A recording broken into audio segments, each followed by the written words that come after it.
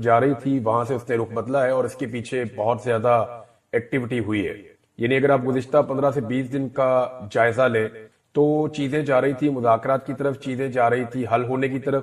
عمران خان کی رہائی کے معاملات طے ہو رہے تھے اور عمران خان صاحب کو کچھ آفرز بھی کی جا رہی تھی. اب آپ نے غور کیا ہوگا کہ عمران خان صاحب، ان کی بہنیں یا ان کی پارٹی کے باقی لوگ، وہ سارے لوگ اب کھل کر کہنا شروع ہو گئے ہیں کہ عمران خان صاحب کو آفرز کی گئی اور انہیں ڈیل آفر کی گئی.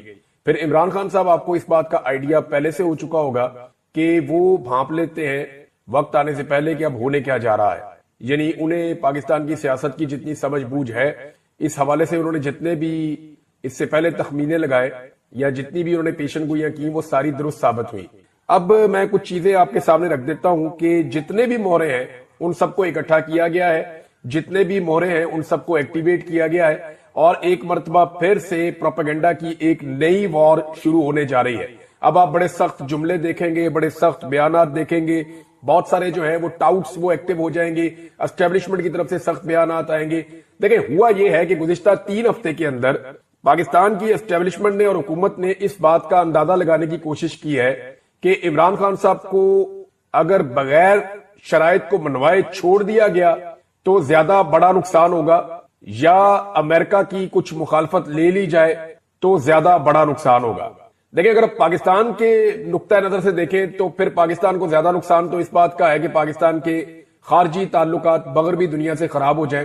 لیکن اگر عمران خان صاحب باہر آ جاتے ہیں اور عمران خان صاحب کے ساتھ تعلقات کو نارملائز نہیں کیا جا سکتا یا عمران خان کو اپنی شرائط پہ نہیں لایا جا سکتا تو پھر اجارہ داری کے لیے بڑا نقصان ہو جائے گا. میں آپ کو سمپل یہ کہوں کہ پاکستان میں پاکستان کی اسٹیبلشمنٹ کا توتی بولتا ہے. پاکستان کی اسٹیبلشمنٹ بہت طاقتور ہے.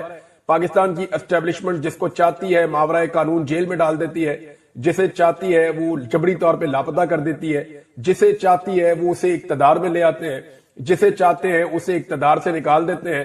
پاکستان کی اسٹیبلشمنٹ کے بہت بڑے بڑے کاروبار اور بہت بڑے بڑے سٹیکس ہیں جن کے بارے میں اب ساری دنیا جانتی ہے، کوئی ڈھکی چھپی بات تو ہے نہیں. تو انہوں نے اسیسمنٹ اس بات کی ہے کہ عمران خان اور عمران خان کی پالیسی میں زیادہ نقصان پہنچائے گی یا امریکن پالیسی میں زیادہ نقصان پہنچائے گی. تو ابھی جو بظاہر دکھائی دے رہا ہے کہ وہ کسی نتیجے پر تو نہیں پہنچے، لیکن انہوں نے یہ طے کر لیا ہے کہ اگر عمران خان صاحب کچھ شرائط نہیں مانتے تو پھر عمران خان صاحب کے ساتھ کسی قسم کی بات نہیں ہوگی. دوسری جانب عمران خان صاحب شرائط مان ہی نہیں رہے. عمران خان صاحب کا جو سٹیٹمنٹ ہے اس میں آپ نے دیکھا انہوں نے کہا جی 10 سال کا منصوبہ ہے، 2 سال گزر چکے ہیں. حالانکہ عمران خان صاحب کی حکومت کو گئے ہوئے تو تقریباً 3 سال ہونے والے ہیں، تو انہوں نے 2 سال کیوں کہے؟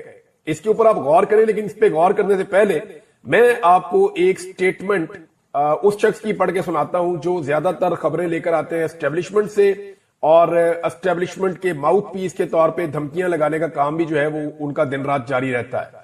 تو جناب ہیں تو یہ ایک صحافی، لیکن انہوں نے اسٹیبلشمنٹ کے بیاف کے اوپر پاکستانی قوم کو بہت دھمکیاں پہنچائی ہیں اور بتایا کہ اب کیا ہونے لگا ہے، ڈنڈے بہت تیز چلنے والے ہیں، مزید ڈنڈا چلنے والا ہے. اور بہت ساری پریڈکشن غلط ثابت ہوئی، بہت ساری صحیح ثابت ہوئی ہیں. لیکن ایک چیز جو ہے وہ جو اب کہی گئی یہ بہت امپورٹنٹ ہے، میں آپ کو پڑھ کے سناتا ہوں. پیغام جو ہے وہ یہ پہنچایا گیا کہ ادارہ اپنے چیف کی پالیسی سے چلتا ہے. میں آپ کو گارنٹی دیتا ہوں 95% لوگوں کو آج کی اسٹیبلشمنٹ کا پتہ ہی نہیں ہے. تو ڈنگے ہو کر الیکشن نہیں ملے گا، وہ زمانے گئے، گھوڑے دوڑائیں. ذرا چیک کریں آج کی اسٹیبلشمنٹ کے اندر آپ کے لیے جذبات کیا ہیں. 2027 تک تصفیہ نہیں ہوگا، یہ جناب ایک مغیث علی صاحب نے رپورٹ کیا ہے. اور لیکن میں آپ کو ایک چیز بتاتا ہوں. دیکھیں، اس میں ہمیں جو غور کرنے والی بات ہے وہ یہ ہے کہ 2027 کا تذکرہ کیوں آیا اور عمران خان صاحب نے 10 سال کی بات کر کے 2 سال گزرنے کی بات کیوں کی. یہ دونوں چیزیں اس کو آرمی چیف کے ساتھ جوڑ رہی ہیں. آرمی چیف جو ہے ان کا آغاز ہوتا ہے 2022 میں، اور اگر 5 سال پورے کرتے ہیں تو 2027، اور عمران خان صاحب اگر 10 سال وہ پورے کرتے ہیں تو پھر 2032. تو یہ معاملہ اس طریقے سے عمران خان صاحب نے اور یہ محترم جو ہے ان دونوں نے بتایا. لیکن آپ ایک چیز پہ غور کریں کہ 2027 کا ذکر کیوں آ رہا ہے. 2027 میں یا تو ایک ایکسٹینشن ہو جائے گی مزید 5 سال کے لیے آرمی چیف کی، یا پھر ایک نیا آرمی چیف آ جائے گا. تو اس وقت تک کے لیے تو پالیسی یہی چلے گی. یعنی یہ کہا جا رہا ہے کہ جو موجودہ آرمی چیف ہے ان کی پالیسی ہے کہ اسی طرح چلاؤ معاملات، پاکستان تحریک انصاف کے لیے کوئی روم نہیں ہے. تو فوج کا پالیٹکس کے اندر جو کردار ہے وہ تو سب کے سامنے آپ کو ڈھکا چھپا تو ہے نہیں. اب جتنے بھی مورے ہیں ان سب کو ایکٹیویٹ کر دیا گیا اور ایک دم اٹیک کیا گیا ہے پاکستان تحریک انصاف کے اوپر. مریم نواز کو ایکٹیویٹ کیا گیا. آپ گزشتہ 2 دن سے مریم نواز کے لہجے کے اندر رعونت دیکھ رہے ہیں. آپ کو نظر آ رہا ہوگا کہ یہ وہی رعونت ہے جو کچھ عرصہ پہلے ہوا کرتی تھی، لیکن اس کے بعد جب ظلم اور جبر کی چکی بہت زیادہ تیز چلی ہے تو اس وقت ایک خاموشی بھی تھی. عوام کے اندر جب شدید ترین رد عمل آیا تو اس وقت ایک خاموشی بھی تھی، لیکن اس کے بعد یہ جو رعونت والی آواز ہے اور وہ جو لہجہ ہے وہ دوبارہ سے اب آپ محسوس کر سکتے ہیں. ان لوگوں کو یہ یقین دلا دیا گیا ہے کہ کچھ بھی ہو جائے پاکستان پیپلز پارٹی آپ کو چھوڑ کر نہیں جائے گی. یعنی اسٹیبلشمنٹ کی طرف سے پی ایم ایل این کو یہ یقین دلایا گیا ہے کہ کچھ بھی ہو جائے، زمین آسمان ادھر ادھر ہو جائے، جو مرضی ہو جائے، پاکستان پیپلز پارٹی کسی صورت بھی پی ایم ایل این کی حکومت سے اپنے آپ کو الگ نہیں کرے گی. یہ اسٹیبلشمنٹ کی طرف سے یقین دلایا گیا پی ایم ایل این کی حکومت کو کہ یہ اچھے بچوں کی طرح اسی تنخواہ کے اوپر نوکری کریں گے. ان کے حوالے سے کوئی پریشانی کی بات نہیں. اب مریم نواز صاحبہ جو ہے ان کو بھی ایکٹیویٹ کیا گیا. انہوں نے نکل کے تانے دینا شروع کیے، ایون جانوروں سے انہوں نے تشبیہ دی پاکستان تحریک انصاف کو. اور اگر اب ان کے اوپر جواب آئے گا تو پھر وہ عورت کارڈ کھیلیں گی. سب سے پہلے پاکستان میں عورت کارڈ نکال دیا جاتا ہے. میں حیران ہوتا ہوں، پاکستان میں بہت ساری ایسی عورتیں تھیں جو خواتین کے اوپر ظلم اور زیادتی ذرا سی ہوتی تھی تو آواز اٹھاتی تھی. ان کے نام لینا مناسب نہیں ہے، بہت ساری عورتیں، آپ سب کو ان کی شکلیں بھی یاد ہیں.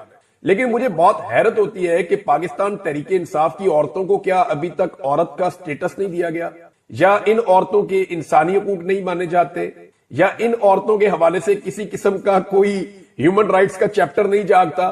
یعنی جتنی بھی پاکستان میں ہیومن رائٹس کی تنظیمیں ہیں یا جتنی بھی ہیومن رائٹس سے تعلق رکھنے والی عورتیں ہیں جنہوں نے بہت پیسہ بنایا ہیومن رائٹس کا بار بار نام لے کر، اور باہر سے بڑی انہوں نے فنڈنگ شنڈنگ لی ہوئی ہے، بڑے دورے شورے انہوں نے کھڑکائے ہوئے ہیں، پاکستان تحریک انصاف کی عورتوں کو جب جب مار پڑتی ہے تب یہ عورتیں خاموش رہتی ہیں یا سیلیبریٹ کرتی ہیں. یہ ایک بڑی عجیب چیز ہے. پاکستان کے میڈیا کے اندر بیٹھی ہوئی خواتین جو صحافی ہیں وہ بھی پی ایم ایل این کے ساتھ، اگر کسی خاتون کے ساتھ ذرا سی اونچ نیچ ہو جائے، مریم نواز کے بارے میں کوئی ایک سوال اٹھا دے تو زمین آسمان کے کلابے ملا دیے جاتے ہیں. نہ کہ وہ ٹک ٹاکر وزیر اعلیٰ جعلی سیٹ کے اوپر آ کر بیٹھی ہوئی ہے. بھئی جو سیٹ ہی جعلی ہے، جو حکومت ہی جعلی ہے، اس کی کارکردگی بھی پھر جعلی ہے. کارکردگی کی تو آپ تب ڈسکس کریں نا، جمہوریت میں تو عوام فیصلہ کرتے ہیں کس کا اقتدار ہوگا. رات گئے پاکستان تحریک انصاف نے، وزیر اعلیٰ خیبر پختونخوا نے اڈیالہ جیل کے باہر سے دھرنا ختم کیا تھا. لگ بھگ 2:30 پونے 3 بجے کا وقت تھا، اور پھر یہ اعلان کیا تھا کہ تمام MNAs, MPAs اور senators supreme court of Pakistan کے باہر پہنچے اور وہاں پہ آ کے دھرنا دے دیں. اب جو انفارمیشن وہاں سے آ رہی ہے، میں نے 2 الگ الگ صحافیوں سے اور پاکستان تحریک انصاف کے 1-2 لوگوں سے بات کی، یہ جاننے کے لیے کہ کیا تمام سینیٹرز، ایم پی ایز اور ایم این ایز یا ٹکٹ ہولڈرز یہ سپریم کورٹ آف پاکستان کے باہر پہنچے ہیں. تو میری اطلاع کے مطابق، یا جو انفارمیشن میں نے اکٹھی کی ہے، جس وقت میں انفارمیشن، عمران خان صاحب نے تابڑ توڑ قسم کے اٹیک کیے. 9 مرتبہ عمران خان صاحب نے اپنے ان 2 ٹویٹس کے اندر عاصم منیر کا نام لیا. ٹویٹ کے 2 حصے ہیں نا، ایک پہلا اور ایک دوسرا. جو پہلا حصہ ہے اس میں 9 مرتبہ عمران خان صاحب نے عاصم منیر کا نام لیا. اب پاکستان تحریک انصاف میں جو ایک سوچ پیدا ہو رہی تھی کہ ہم وفامت کریں گے، یہ کریں گے، وہ تو واڑ دی عمران خان نے. تحریک انصاف کی لیڈرشپ کہاں ہے؟ باہر ہے. تحریک انصاف کی لیڈرشپ کہاں ہے؟ اپنے گھروں میں. تحریک انصاف کی لیڈرشپ کہاں ہے؟ کوئی اسمبلیوں میں، کوئی سینٹ میں. تحریک انصاف کی لیڈرشپ کہاں ہے؟ ایک صوبے میں ان کی حکومت ہے. تو وہ انجوائے کرنے کے باوجود وہ ڈرے ہوئے ہیں اسٹیبلشمنٹ سے اور مفاہمت کرنا چاہتے ہیں. اور ایک آدمی جو جیل میں ہے اور بدترین جیل کاٹ رہا ہے، روزانہ مار کھا رہا ہے، ذہنی اور جسمانی ٹارچر سہ رہا ہے، اور یہ ٹارچر ہی ہے جس طرح اس کو رکھا گیا اس عمر میں عمران خان صاحب کو. تو ان ساری چیزوں کے باوجود، اپنے خاندان کو گرفتار کروانے کے باوجود، بار بار بہنوں کی گرفتاری ہونے کے باوجود، چادر اور 4 دیواری کا تقدس بار بار پامال ہونے کے باوجود، اپنی جان کو خطرہ ہونے کے باوجود، وہ آدمی ڈٹا ہوا ہے. وہ کہتا ہے ڈیل نہیں کرنی ان کے ساتھ ایسی تیسی. ہاں میں معاف کر دوں گا لیکن معافی نہیں مانگوں گا. یہ جناب عمران خان صاحب ہیں، اور اس سے یہ پتہ چلتا ہے کہ عمران خان صاحب آج کہاں کھڑے ہیں. وہ جن لوگوں کو مافیوں کا بڑا شوق تھا نا، ان لوگوں کی اچھی خاصی اب تسلی ہو گئی ہوگی، اور ان کو آئیڈیا ہو جانا چاہیے کہ عمران خان صاحب کی سوچ کیا ہے اور وہ معاملے کو کس طرف لے کر جا رہے ہیں. علی امین صاحب کے بارے میں بڑے سخت الفاظ تھے عمران خان صاحب کے، لیکن کیونکہ پاکستان تحریک انصاف نے بھی اس بارے میں کوئی فیصلہ نہیں کیا کہ یہ بات باہر لانی ہے یا نہیں لانی، لیکن کچھ جرنلسٹ ہیں انہوں نے رپورٹ بھی کیا. زبیر علی خان صاحب نے رپورٹ کیا، انہوں نے یہاں تک رپورٹ کر دیا کہ علی امین عاصم منیر اور اسٹیبلشمنٹ وغیرہ کے ساتھ مل کے کوئی پاکستان تحریک انصاف کو توڑنا چاہتے ہیں، ایسی چیز بھی انہوں نے رپورٹ کی. لیکن میری اطلاع کے مطابق کافی سخت باتیں ہیں جو علی امین کے بارے میں عمران خان صاحب نے کہی، اور یہ کوشش بھی نہیں کرتے عمران خان صاحب کو جا کر ملنے کی. انہیں ڈر ہے کہ عمران خان صاحب پتہ نہیں ان کے بارے میں کوئی بہت سخت فیصلہ کر لیں گے. تو ایک تو ناظرین یہ ہے. اچھا ایک اور آپ یہ دیکھیں, ایک بڑی وائرل ہو رہی ایک چیز کہ نواز شریف کی اور عمران خان صاحب کی جیل میں فرق. یہ دیکھیں نا, عمران خان صاحب جیل سے کیا منگواتے ہیں اور نواز شریف صاحب جیل سے کیا منگواتے ہیں. نواز شریف صاحب لکھتے ہیں جناب فلاں فلاں بندہ مجھے ملے, فلاں فلاں بندہ مجھے ملے, کوئی ڈاکٹروں کے نام دے رہے ہیں, کوئی بندوں کے نام بتا رہے ہیں, پھر بتا رہے ہیں کھانا, تاریخیں ساتھ لکھی ہوئی ہیں جناب, کریلے قیمہ چاول, پالک گوشت, آلو گوشت, چکن کڑھائی چاول, اچھا جی بھنڈیاں گوشت کڑھائی, اور پتہ نہیں کیا کوئی دال ماش, بینگن گوشت, پالک گوشت. تو یہ میاں صاحب کا جو آتا تھا لسٹ یا لوازمات, وہ جیل سے یہ ہوتے تھے. 22 ملاقاتوں کی ایوریج میاں صاحب کی نکل رہی تھی, 20-22 ملاقاتوں کی پر ڈے. جتنے دن وہ قید رہے, بولتے وہ قید رہے ہی نہیں, بڑے آزاد ہی رہے میاں صاحب, لیکن جتنے دن وہ جیل میں رہے ان کی 20-22 ملاقاتیں ایوریج ہر دن کے حساب سے ہوتی تھی. 200-300 بندہ جیل کے باہر آرام سے کھڑا ہوتا تھا اور بالکل وی آئی پی ماحول میں ہوتے تھے. میاں صاحب کے بعد لسٹ آتی تھی, میاں صاحب ٹک مارک کرتے تھے, یہ بلا لو, یہ بلا لو, یہ بلا لو, بندے اندر آ جاتے تھے. موجیں لگی ہوئی تھی میاں صاحب کی جیل میں. ایک وہ جیل تھی اور ایک یہ جیل ہے جس میں عمران خان صاحب انقلابی کتابیں منگا کے پڑھ رہے ہیں. صلاح الدین ایوبی کی عمران خان صاحب کتاب پڑھ رہے ہیں. اب انہوں نے جروسلم فتح کیا تھا, ایک بہت بڑے فاتح ہیں. خلافت کے اوپر کتاب پڑھ رہے ہیں, فلسطین کے اوپر کتاب پڑھ رہے ہیں, اور مسلم مائنڈز کے اوپر کتاب پڑھ رہے ہیں, انقلابی کتابیں پڑھ رہے ہیں, last Islamic history Imran Khan صاحب پڑھ رہے ہیں. تو یہ وہ چیزیں ہیں جو انسان کو مزید مضبوط کرتی ہیں, اور نیریٹو بلڈنگ جو عمران خان صاحب کی ہے وہ تو پہلے ہی بہت کمال ہے. تو یہ عمران خان صاحب نے وقت ضائع نہیں کیا یہ لکھنے میں کہ میں نے کل کیا کھانا ہے, پرسوں کیا کھانا ہے, ترسوں کیا کھانا ہے. یہ میں نے شہباز شریف کی بھی لسٹیں پڑھی ہوئی ہیں, نواز شریف کی بھی پڑھی ہوئی ہیں. تو ان میں کتنا فرق ہے دیکھیں آپ. دونوں کی جیل میں فرق ہے, دونوں کی زندگی میں فرق ہے, اور عوامی مقبولیت میں بھی دونوں کا زمین آسمان کا فرق ہے. ناظرین, جو ایک انتہائی افسوسناک صورتحال پیدا ہو گئی ہے سیلاب کے بعد, دریائے ستلج میں اور دریائے چناب میں بھارت نے بہت پانی چھوڑ دیا, کیونکہ بھارت میں بھی بہت بارشیں ہو رہی ہیں, اور دریائے توی جس طرح پلوں کو بہاتا ہوا لے کر جا رہا ہے. پاکستان میں کئی دہائیوں کے بعد اس طریقے سے بھارت کی جانب سے پانی چھوڑا گیا ہے. اب بھارت جب دل کرتا ہے پاکستان کا پانی بند کر دیتا ہے, جب دل کرتا ہے چھوڑ دیتا ہے. کئی دیہات زیر آب آ گئے ہیں. سیالکوٹ جو ہے وہ بارشوں کی وجہ سے پورا شہر ڈوب گیا ہے. نارووال کی بڑی خوفناک صورتحال ہے. چاول کی کھڑی فصلیں جو ہے ان کے اوپر اب پانی تیر رہا ہے. آبادیاں جو ہے وہ پانی میں ڈوب چکی ہیں, اور کسانوں کا بہت زیادہ نقصان ہو رہا ہے, بہت زیادہ نقصان ہو رہا ہے. اب جتنی ریزیڈینشل سوسائٹیز پانیوں کے رستوں میں بنائی گئی تھی, ان کے اندر پانی داخل ہونے کا خطرہ بہت بڑھ گیا ہے.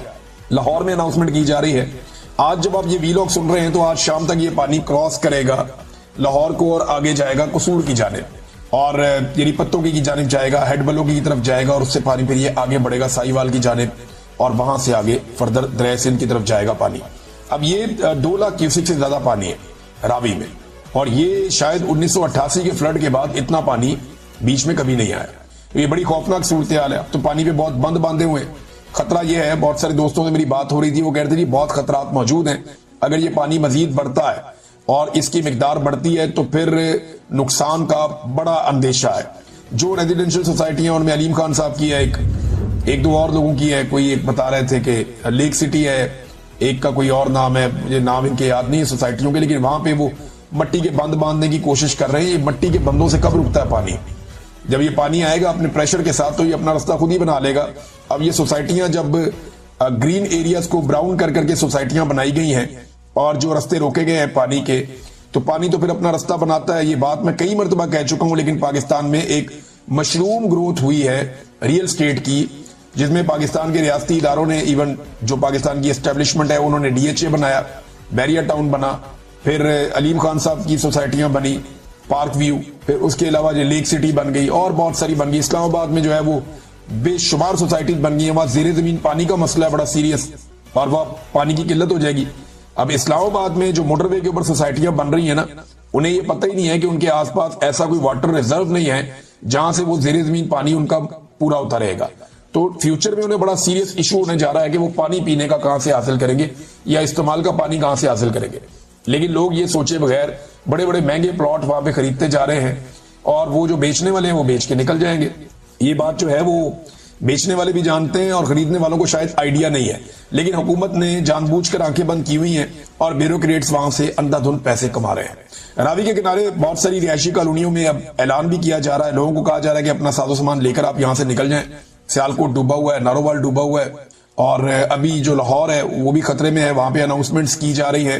شادرہ جو ہے اس کے بارے میں کہا جا رہا ہے کہ وہ بھی خطرے میں ہے, وہاں پہ پانی داخل ہو سکتا ہے, پہلے بھی ہو چکا ہے پانی وہاں پہ داخل, اور یہ ایک بڑا خطرہ ہے. قصور میں کئی دیہات جو ہے وہ زیر آب آ گئے ہیں, اور لگاتار پانی جو ہے ستلج سے آنے والا پانی, یہ ستلج اور چناب اور راوی, یہ تین دریا ہیں, یہ ایک ساتھ موجود ہیں. پہلا دریا ستلج آتا ہے بارڈر کے قریب, اس کے بعد ایک دریا راوی آتا ہے, اور اس کے بعد اگلا دریا چناب ہے. اور یہ دریا چوی کے اندر بہت زیادہ پانی بڑھتا جا رہا ہے کشمیر کی جانب سے, اور وہ جس طرح پل بہ رہے تھے, جس طرح پل گرتے جا رہے تھے, وہ سارے مناظر دیکھ کر ایسا محسوس ہو رہا تھا کہ یہ پانی اپنے رستے میں آنے والی چیزوں کو تباہ کرے گا. کسان پہلے ہی بہت بری طرح تباہ ہو گیا, گندم میں اس کو بہت مار پڑی ہے. اب اگر چاول میں اس کے ساتھ یہ ہو جاتا ہے تو اگلی فصل کی تیاری نہیں وہ کر پائے گا. اگر یہ پانی اکٹھا ہو جاتا ہے زمینوں پر تو زمین کا نقصان ہوتا ہے, اور دوبارہ زمین کی تیاری پہ بہت ٹھیک ٹھاک خرچہ آتا ہے. وہ خرچہ کسان کر نہیں پائے گا, کیونکہ کسان کی پہلے ہی فصلی توڑ دی ہے انہوں نے, اور گورنمنٹ کیا اتنا پیسہ دے پائے گی کسان کو؟ کیسے کریں گے یہ سارا کچھ؟ مجھے تو سمجھ نہیں آ رہی. اور ابھی پھر 300 روپیہ قیمت مزید بڑھا دی گئی ہے گندم کی فی من کے اوپر. یعنی کسان نے جب بیچی تو 2000 روپے رکھی ہوئی تھی گندم فی من, 2200 میں بیچارہ بیچتا تھا, ابھی چند دن پہلے انہوں نے 2800 کر دی.